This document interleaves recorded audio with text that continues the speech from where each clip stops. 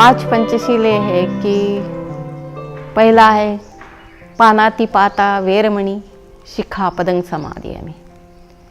इसका मतलब यह है कि प्राणी मात्र की हिंसा न करना, प्राणी मात्र की हिंसा से विरत रहना, इसकी शिक्षा मैं ग्रहण करती हूँ। दूसरा है अदिन्नदाना वेरमणि शिक्षापदं समादयामि। जो हमें किसी ने दिया नहीं उसको न लेना, मतलब किसी ने दिया नहीं वो चीज़ अगर हम लेते हैं तो उसको चोरी कहलाते हैं। तो चोरी करने से विरत रहना और उसकी शिक्षा ग्रहण करना, ये दूसरा सील है। तीसरा है कामेषु मिच्छाचारा वेरमणि शिक्षापदं समादयामि। मतलब लैंगिक दुराचार से विरत रहना और उसकी शिक्षा ग्रहण करना। मतलब लैंगिक दुराचार से विरत रहना, कोई दुराचार न करना, इसकी शिक्षा ग्रहण करना। चौथा है मुसावादा वेरमणि शिक्षापदं समादयामि। इसका मतलब है झूठ न बोलना, झूठ न बोलने की शिक्षा ग्रहण करना, झूठ बोलने से विरत रहने की शिक्षा ग्रहण करना। और पांचवा है सुरा मेरा अमज्ज पमाद ठाना वेरमणि शिक्षापदं समादयामि। कोई भी व्यसन है या क्या बोलते उसको नशा है, नशा पान से विरत रहने की शिक्षा ग्रहण करना। बहुत सारी नशाएं होती है ना। तो यह है 5 सील। तो इसका अगर हम इसकी शिक्षा ग्रहण करते हैं तो हमारा जीवन बहुत सफल, सुंदर और अच्छा बन सकता है। एक मनुष्य करके हम बहुत अच्छा जीवन जी सकते हैं। आपने हमें अभी मन के बारे में बताया, मन को कैसे प्रशिक्षित किया जाना चाहिए। उसमें आपने हमें ध्यान के बारे में बताया। तो ध्यान क्या है, हम ध्यान कैसे कर सकते हैं? ध्यान मतलब ये है स्वयं को एकाग्र करना, एकाग्र करना और खुद को पहचानना, स्वयं को पहचानना। हम अगर ध्यान नहीं करते तो मैं मेरा ही उदाहरण दे सकती हूँ। मैं जब ध्यान नहीं करती थी तो मेरा मन बहुत विचलित रहता था, बहुत ही मतलब कष्टमय महसूस करती थी मैं, दुखमय महसूस करती थी मैं। और मैं जब से ध्यान करती हूँ तब से मुझे लगता है कि मेरा सारा दुख दूर हो गया है। और कैसे हुआ वो? तो जब मैं खुद को पहचानती हूँ कि मेरा मन कैसा है, जब मैं एकाग्र हो गई, ध्यान करते करते मैं एकाग्र होती हूँ, तो मैं अपने मन को पहचान सकती हूँ कि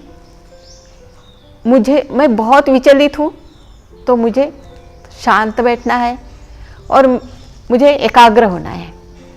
तो क्या होता है कि जैसे मैं जब विचलित होती हूँ, मेरे समझ में नहीं आता कि मैंने अभी कौन सा काम करना चाहिए। कभी मैं एक काम को हाथ लगाती हूँ, थोड़ी देर में वो आधा छोड़ देती हूँ, दूसरे काम को हाथ लगाती हूँ, वो भी अधूरा होता है, तीसरे काम को हाथ लगाती हूँ। और ऐसा होता है कि एक भी काम ठीक से होता नहीं है। ऐसी मेरी स्थिति होती है।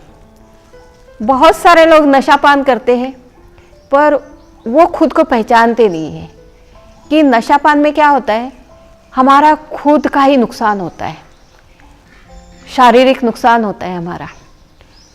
हम देखते हैं दुनिया में कि आए दिन कितने लोग, कोई शराब पीता है, कोई गुटखा खाता है, कोई और कुछ करता है। तो उससे क्या होता है, बहुत कैंसर जो है, कैंसर का प्रमाण बहुत बढ़ गया है।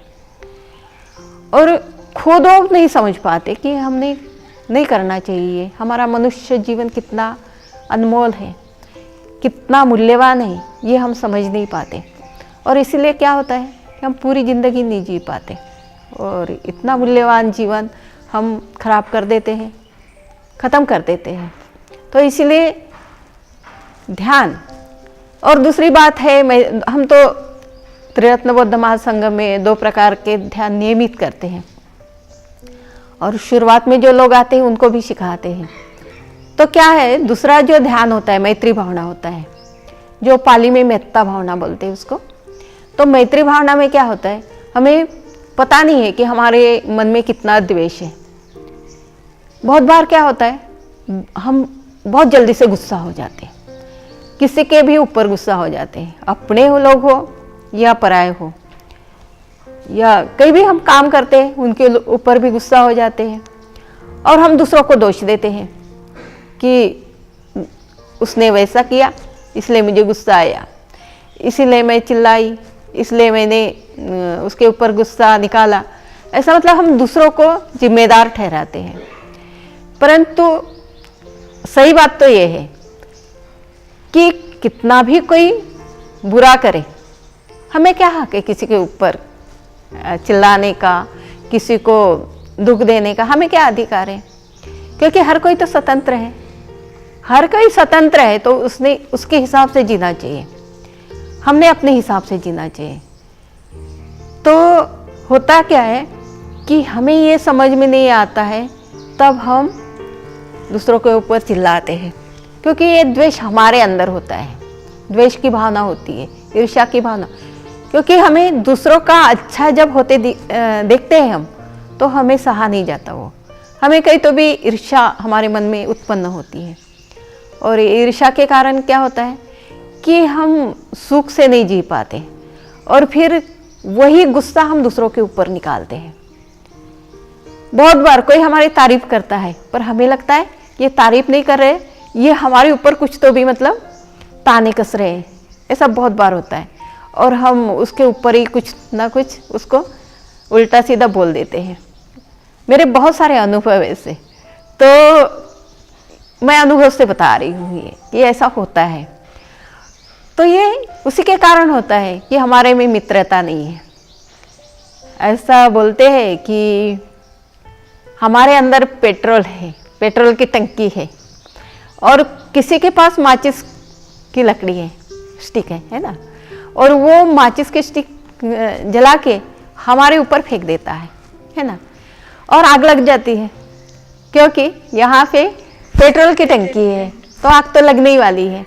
अगर यहाँ पे पानी की टंकी होती, कोई कितनी भी आग उधर फेंक दे तो आग लगती क्या? पानी में तो आग नहीं लगेगी।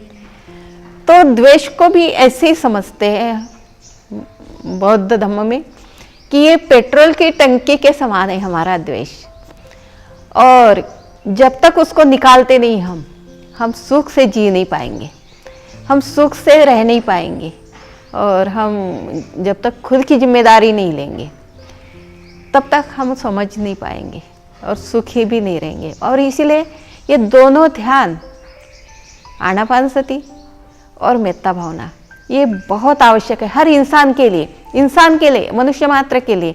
वो केवल बौद्ध है इसीलिए उसको आवश्यक है ऐसा नहीं है, तो सारे जगत के लिए आवश्यक है। ज्ञान ज्योति जी, आपने हमें इतनी अच्छी जानकारी दी मन के प्रशिक्षण के बारे में, इसके लिए मैं आपको बहुत बहुत धन्यवाद करती हूँ, पुण्यानुमोदन करती हूँ।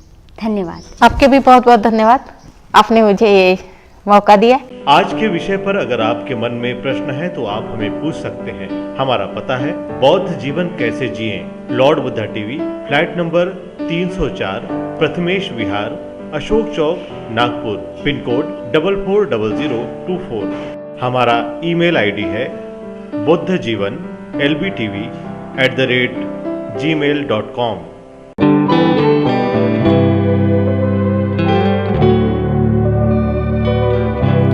बौद्ध जीवन कैसे जिए। मार्केट में जाते वक्त कोई ऐसा पोस्टर देखते हैं हम कि वहाँ बहुत अच्छे ड्रेस मटेरियल है और बहुत सस्ते हैं, तो फट से हमें हमारे मन पे असर हो जाता है उसका, और हम सोचते हैं कि नहीं ये हमने लेना चाहिए। सुखद